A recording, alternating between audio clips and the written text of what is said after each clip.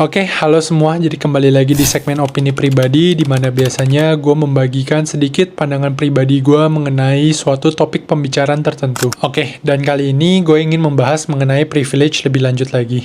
Di mana pada awalnya gue mulai disadarkan dengan kenyataan bahwa banyak orang di luar sana yang mungkin kondisinya kurang beruntung dan mereka harus memulai dengan kondisi yang lebih sulit atau kurang mampu, namun sekarang mereka menjadi sukses di bidangnya masing-masing dan memiliki nilai kekayaan yang lumayan signifikan. Oke, namun pada sisi yang lain ada juga anak dari keluarga konglomerat yang kaya yang tidak bisa mempertahankan kekayaan mereka dan akhirnya mereka harus jatuh miskin kembali. Oke, dan dalam video ini gue akan jelaskan pandangan pribadi gue mengenai privilege lebih lanjut lagi. Oke, untuk memulai video ini, gue ingin memulai dengan menjelaskan arti kata privilege itu sendiri, di mana pengertiannya secara umum bisa diartikan sebagai manfaat atau hak yang diterima oleh beberapa orang karena berada dalam kondisi tertentu, sehingga perlakuan yang ia terima cukup istimewa atau khusus. Oke, dan untuk video ini, gue ingin membahas mengenai privilege yang didapatkan khususnya dari kelas sosial, dan bukan privilege yang didapatkan dari segala aspek yang lain seperti ras, gender, dan lain-lain. Oke, dan dimana kalau kita ngeliat ke pembagian kelas sosial, biasanya kelas sosial itu terbagi dalam 3 golongan, yaitu kelas atas, kelas menengah, dan kelas bawah. Oke, sekarang kita masuk ke poin utama dalam video ini, di mana menurut gue pribadi, orang kaya dan orang miskin itu memiliki privilege yang sebanding. Oke, mungkin banyak dari kalian yang merasa bahwa title dari topik ini itu sedikit kontroversial, dan gue tahu mungkin banyak juga dari kalian yang akan disagree dengan statement ini.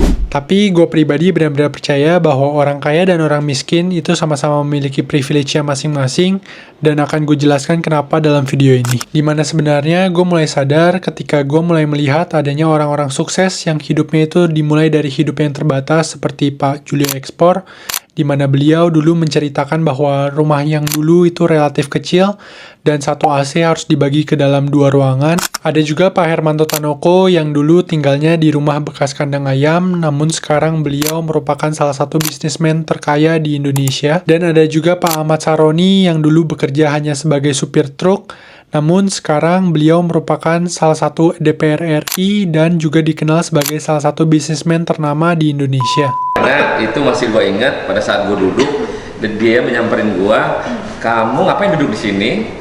Kamu supir, kamu duduknya di luar. Digituin dulu, digituin. Jadi untungnya orangnya udah meninggal. Kalau enggak, sekarang dimiliki sama lu. Nah, wah, jadi bisa dibalas, kamu ngapain di sini, bisa dibalas nih. para netizen terutama jangan menganggap orang sebelah mata. Kita nggak tahu dia akan jadi apa dan apa ke depannya. Kecil memang susah banget ya masalahnya. Katanya pernah jadi ojek payung. Ya, semua udah saya lakuin. Apa aja ojek Di payung?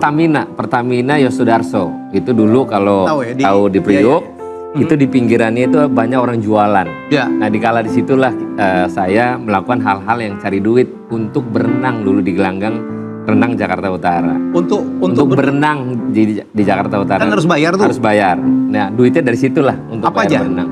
Ojek payung, Ojek payung kalau hujan. semir sepatu. Semir sepatu. Iya, Yang terus? dulu belajar semir sepatu karena ngeliat orang. Ah, Nah, ikutan lah. oke. Karena dulu nggak bisa bayar untuk masuk ke kolam renang gelanggang renang Jakarta Utara. Saya Oke. berenang ada salah satu kali di Kebon Bawang. Aha.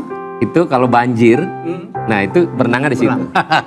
Oh, udah happy banget ya. Udah happy banget. Di mana contoh-contoh berikut yang gue sebutkan di atas, mereka itu memulai di kondisi yang relatif susah, dan setelah menempuh perjalanan yang cukup panjang, akhirnya mereka bisa berhasil dan sukses di bidangnya masing-masing.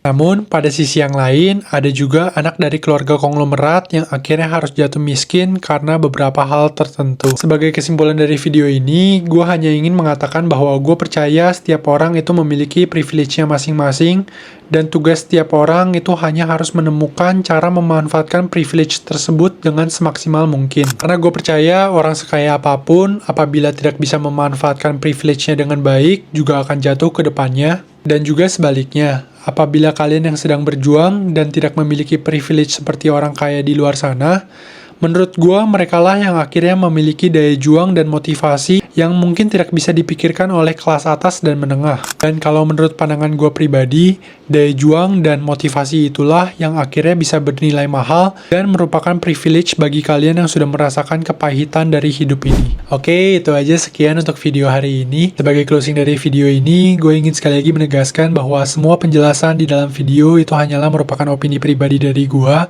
dan bukanlah financial advice bagi kalian yang mendengarnya.